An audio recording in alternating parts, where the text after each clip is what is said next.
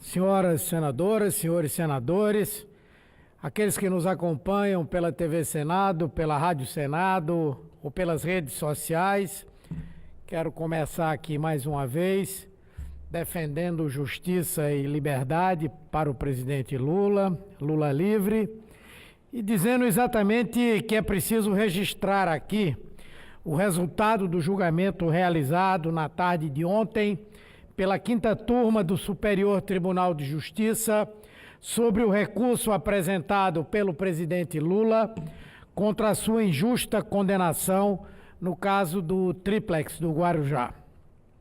Por unanimidade, os ministros reduziram em mais de 3 anos os 12 anos e 1 mês de prisão impostos a Lula pelo Tribunal Regional Federal da 4ª Região, demonstrando o quanto, mesmo nesse processo que é todo viciado, havia um superdimensionamento da pena aplicada.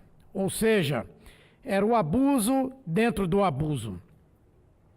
É a primeira vitória, se é que podemos chamar de vitória, obtida pelo presidente no âmbito da Operação Lava Jato, que há 5 anos vem sendo usada vergonhosamente por agentes do Estado para persegui-lo e condená-lo sem provas.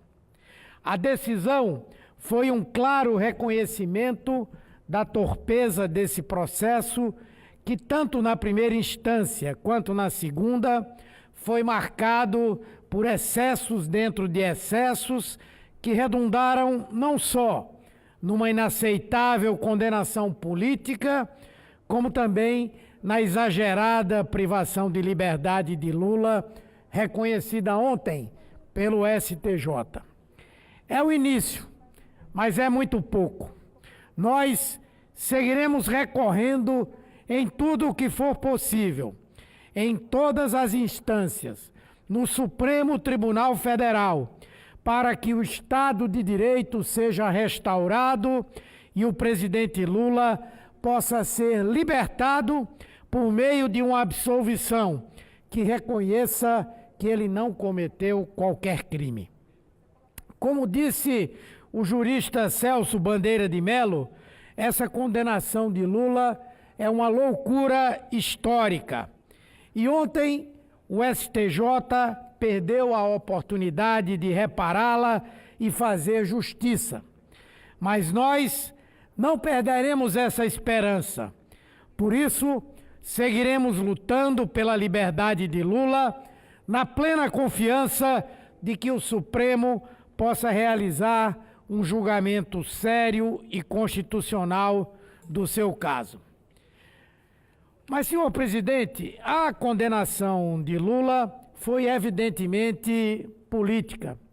E sua absolvição política, ele experimenta todos os dias entre os maiores juízes deste país, o povo brasileiro. Está aí o resultado de mais um cadastro geral de empregados e desempregados. Março registrou o fechamento de mais de 43 mil postos de trabalho em todas as regiões, principalmente no Nordeste, onde foram perdidas mais da metade dessas vagas. Uma imensa tragédia social, o pior março desde 2017. Isso frustra até mesmo a avaliação de experientes consultorias do ramo que esperavam um saldo positivo de empregos que, na verdade, não veio. É o reflexo direto da falta de governo, da falta de políticas que gerem emprego e renda, como Lula assegurou para criar mais de 20 milhões de postos de trabalho com carteira assinada no nosso país. É por isso que o povo não o esquece. E é por isso também que Bolsonaro tem a pior avaliação da história de um presidente da República para os primeiros 100 dias de governo. Uma nova pesquisa divulgada hoje mostra que ele é reprovado por quase 30% da população que considera o seu governo péssimo e ruim. As pessoas sentem na própria pele a rápida deterioração da situação econômica, tal quando se vai a um posto de gasolina e se paga R$ 4,50 por um litro. E, aliás, a Petrobras já anunciou um outro reajuste nas refinarias, que só este ano acumula 31%. Isso tem reflexo direto, por exemplo, nos preços dos transportes e dos alimentos, que puxaram a alta da inflação no mês passado.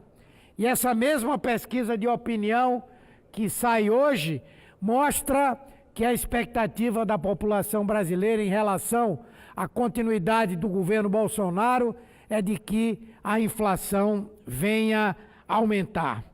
Olhem o preço do tomate, que subiu 31%, da batata inglesa, do feijão.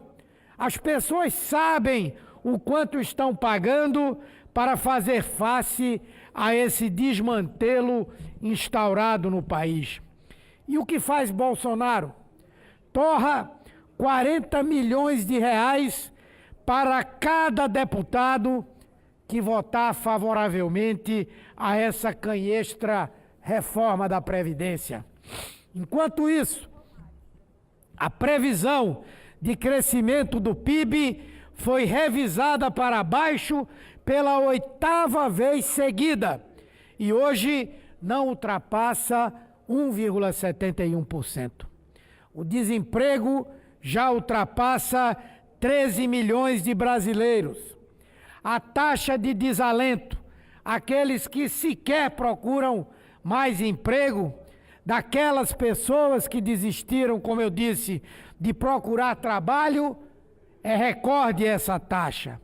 E tudo isso depois de aprovada uma mentirosa reforma trabalhista que rasgou a CLT, destruiu direitos e conquistas históricas e não gerou um único emprego dos 9 milhões que foram prometidos por eles. E esse governo inerte, que quer vender como salvação para o país, como panaceia para todos os males, essa reforma da Previdência, que seus próprios líderes reconhecem como nociva aos pobres, aos quais caberão arcar com 70% da economia pretendida pelo governo. É mais uma descarada mentira que vai servir somente para atender às vontades de um mercado tacanho que só pensa em se locupletar à custa dos direitos dos trabalhadores e dos mais pobres desse país. É por isso que Lula segue recepcionado pelo povo como a maior liderança política deste país, como alguém que resolveu o problema da fome, que agora está retornando, que retirou mais de 36 milhões de pessoas da extrema pobreza e promoveu a ascensão de classe social para outros 42 milhões de brasileiros e brasileiras. Hoje, o país está enterrado na fofoca e na intriga entre familiares do presidente, astrólogos e membros do governo. Uma paralisia total. Nada anda no país, nada anda nesse governo. E o brasileiro sendo tragado no meio de toda essa confusão pelo desemprego galopante e pela perda de renda. A opção das urnas em outubro foi mais danosa para o país do que muitos julgavam. Eu tenho certeza de que hoje há muitos arrependidos do voto que deram de boa fé, enganados por mentiras que se mostraram muito mais nocivas do que pareciam. Atualmente, pagam o preço pela sua confiança com o próprio emprego, com menos comida na mesa, com a falta de médicos, com a falta de escola para os seus próprios filhos. Mas quero me dirigir a todos e a todas aqui presentes, para dizer, e os que nos escutam, que não se desiludam, porque juntos nós vamos mudar essa realidade. E tudo começa com a mobilização para impedirmos retrocessos como essa reforma da Previdência.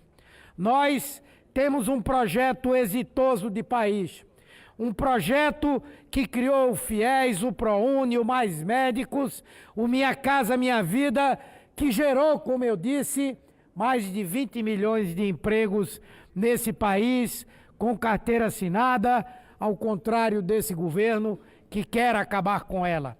Então, não é hora de se lamentar pelo voto dado. Quem votou em Bolsonaro foi de fato, vou concluir, presidente, vítima de uma fábrica de mentiras que terminou por fraudar as eleições.